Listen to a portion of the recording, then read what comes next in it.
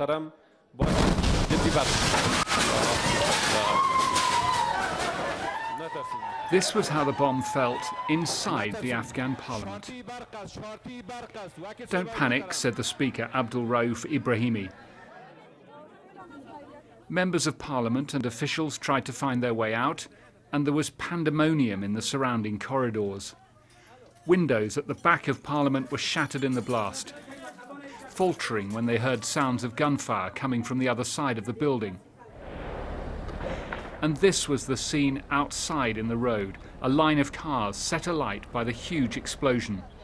Newly trained Afghan special forces quickly arrived to take up position.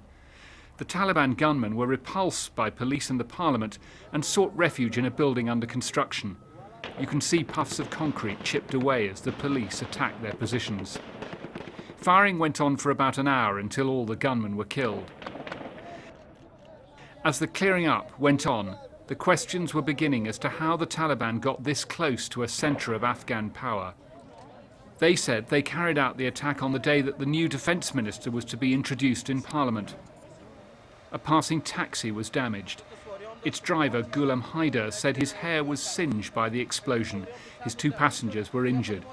And outside, this is the crater of the bomb.